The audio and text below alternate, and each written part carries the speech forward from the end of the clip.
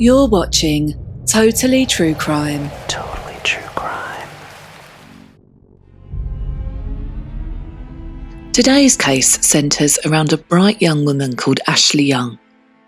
In 2018, Ashley was living in Kalamazoo in Michigan, and she was 31 years old.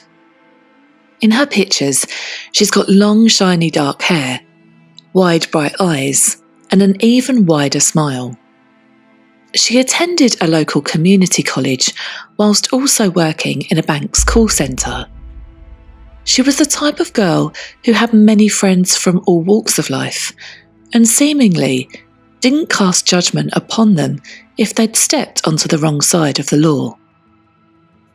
One of her friends was a man called Jared Chance. He was 30 years old and he had been in and out of trouble with the police since he was a teenager. In fact, his record shows that within just 10 years, he had 38 run-ins with the law, as well as traffic and drug offences. His record shows that many of his arrests were due to him being violent. He had broken into an ex-girlfriend's house, assaulted a police officer, and he once destroyed his parents' house in a drunken rage. He had substance abuse problems. He once overdosed and was found unresponsive in his back garden. But Ashley clearly thought there was a good person underneath, and they would sometimes hang out together or go for drinks. But in 2013, Jared turned on his friend and he broke into Ashley's house and stole some of her belongings.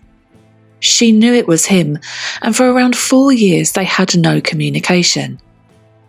But Jared obviously felt like he had a connection to Ashley because when he crashed his car into a ditch in November 2018, it was Ashley he called instead of his parents or the police. By now, Jared was living in a house away from his parents who were from Grand Rapids, and he shared a home with a housemate. Jared occupied the upper floor, and his housemate Mario lived on the ground floor. On the evening of the 28th of November, Ashley arrived at Jared's home and was greeted by Mario. They both went up to Jared's apartment, where they hung out for a while, and then Jared and Ashley went to a hookah lounge, a place where patrons can share shisha from a communal hookah or individual ones at the table. They then went to a pub and then returned back to the hookah lounge. Ashley was caught on CCTV at 1:30 a.m. This was at a liquor store near to Jared's house, and it would also be the last time that Ashley would be seen alive. The next day, Ashley was due to meet her mother Christine to sign a contract for a new apartment that she was moving into. She'd been really excited for this fresh start, so her mother was immediately worried when she didn't show up. She tried calling her, but to no avail. She knew that Ashley had met up with Jared, and she also knew the kind of person that Jared was. She knew he had stolen from her daughter in the past, and she was not happy that they had rekindled their friendship. Somehow, Christine had Jared's number, and when she couldn't get through to her, she called him, but he didn't answer. So she sent him this text message. Hello, Jared. My name is Christine Young. I am looking for my daughter. She was last with you. Is she with you? She needs to contact me. Tell her I am going to contact the police to do a missing persons report. Jared replied back to the text message. Oh my God, I literally just talked to her. She just messaged me from a friend's phone and I told her, don't worry, she should be calling you any second. He also told Christine that Ashley had left her phone at the bar the night before, and that's why she hadn't been able to get in touch with her.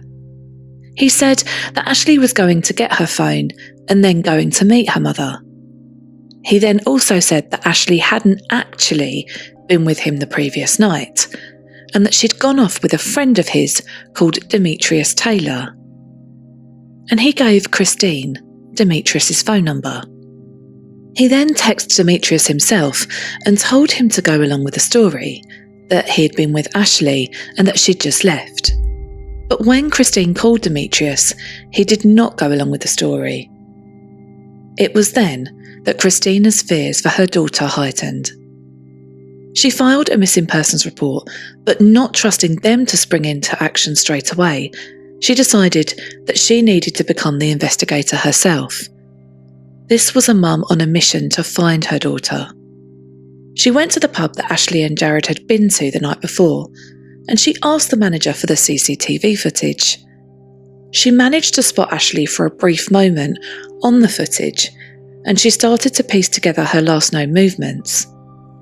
Her friends and family all started to look for her, but it wouldn't take long before Ashley was found. Well, before parts of her were found. Mario, the man who lived below Jared, had noticed an awful smell coming from the basement of their house. He went down the stairs and saw a large black tarp, and leaking from that tarp was blood. Mario immediately called the police. When the police arrived, they made a heartbreaking discovery. It was Ashley's torso. They also found saw blades and .22 caliber cartridges. Mario knew that Jared had a .22 caliber gun, and the case was now coming together against Jared. Mario told the police that Ashley Young had been in the home with them just 3 days prior, and that her car had vanished from the driveway, though he hadn't seen her leave. The police entered Jared's apartment and found what can only be described as a real-life nightmare. Ashley's legs and arms were in a cardboard box, wrapped in black bags. Her hands, her feet, and her head were missing. The police immediately cordoned off the crime scene and went in search of Jared. They located him at his parents' house in Holland, and he was arrested. Body cam footage shows Jared being arrested, and throughout he is eerily calm. Police on the search warrant! Come to the door! We're gonna... Okay, the tarp is laying on the stairs, about the last 3 stairs. Like, what's your name? What's your last name? Your chance?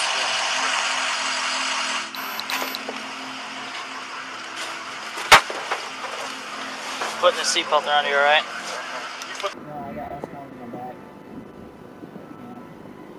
The police then had the unthinkable task of telling Ashley's mother Christine and her family that she'd been murdered in the most brutal way. And not only that, but they didn't have all of her body. But the police then had to figure out where the rest of Ashley's remains were, as well as what had happened to her, and where he had been since she went missing. And it was then that the police learnt just how far Jared's parents would go for their son. The police searched the Chance family home, and they found blood on a shower curtain.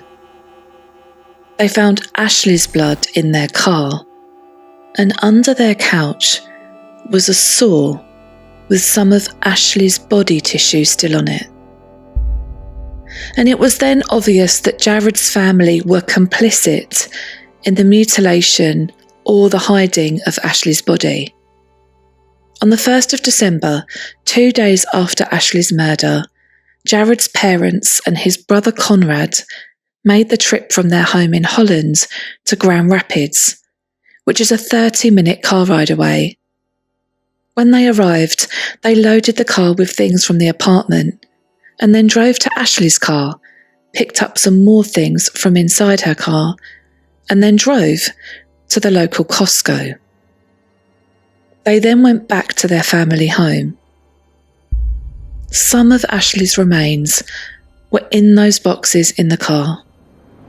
Whilst Jared had been in and out of a police station all his life, his parents were law-abiding citizens. Well, actually, Jared's father, James, had been in and out of police stations for most of his life. Most of his working life. James Chance was a retired police officer. James and Barbara Chance were arrested and charged with perjury and being an accessory to a felony. Jared was charged with murder, and the trial was set for September 2019. The parents were let out on bond, and it was then that Christine, Ashley's mother, spoke to the media to try and get a message to Jared's parents. She wanted to talk to Barbara, mother to mother, to help her find the rest of her daughter's remains. Why have you decided that you want to speak? Because I want to bring my daughter home. They know, the parents know something. There are people out there that know something. I just want my baby. I want her to come home. Meanwhile, the case against Jared was building. Whilst it was obvious he had been the one to kill her, he wasn't giving much away, and the police were left to build the picture of what happened and why. The injuries to the body parts they had found gave no indication as to how she died, so the police assumed that she'd either been beaten or shot in the head. The head that was still missing. The police found some CCTV footage of Jared just after the murder. It was from a nearby store, and on it you can see that he was purchasing 2 bottles of ammonia, amongst other things. They found Ashley's purse in Jared's garbage. The police feared that the parents and Jared had disposed of Ashley's body parts when they stopped in Costco on the way home. If this was the case, then that garbage had been taken away, and it would be a mammoth task, almost impossible, to retrieve her. But with no details coming voluntarily from either of Jared's parents or from him, the Young family had to cope and hope that the truth would come out during the trial. The prosecution did offer Jared a plea deal for second-degree murder, if he told them where they could find the rest of Ashley's remains. Under this deal, he could have got a minimum of 31 years. If he took his chances at trial, he could be in prison for the rest of his life. Jared decided to reject that plea, to not tell Ashley's family where the rest of her body was, and to take his chances at trial. The jury was selected. There were 11 men and 3 women, and the trial started in September 2019. And someone from the Chance family did eventually show compassion for Ashley's family. But it wasn't Jared, and it wasn't his parents. That person was Conrad Chance, Jared's younger brother. The younger brother who had been made to go on the gruesome trip to pick up Jared and the remains of Ashley Young. What do you remember being put into the car? Specifically a mop and a cardboard box with a black bag with something in it. And he admitted that he knew that Ashley was dead when he travelled with his parents to pick up his brother. There's no motive given through the trial. He doesn't give Ashley's family the information that they so desperately want. He doesn't reveal where her head, her hands, or feet are, and he doesn't give them anything else that could give them any sort of peace or closure. Before sentencing, Ashley's family and friends are given the chance to deliver their impact statements and talk directly to Jared. Ashley's father, her stepbrother, and her friends spoke directly to Jared, who stood in front of them in handcuffs, flanked by guards as he looked at the floor, dressed in a green jumpsuit. And then Christine addressed Jared, and he couldn't ignore her. Now, I cry 7 days a week! 7! When I was 18, I was told I would never have children by a doctor. And I thank God he gave me the gift of Ashley. Even though it was for a very short period of time, God gave me that gift. You had no right to take her from me. You will never tell me where she is. Because you like to torment people. You like to hurt them. You enjoy it. Because if you didn't, you would have told us. You would have told us a long damn time ago. You didn't. You are a coward. I pray that while you were in prison, you will get what you deserve. I pray that you will never see the light of day again. Then came Jared's sentencing. But that wasn't the end. Next up was the trial of Jared's parents, James and Barbara. The court was shown CCTV footage of James taking Jared into a police station in Grand Rapids. They approach the desk and they say they think they have some information about the missing girl, Ashley Young. Unbelievably, they are told to go and speak to the Kalamazoo Police Department as they're dealing with the case. They don't go there, and they go home.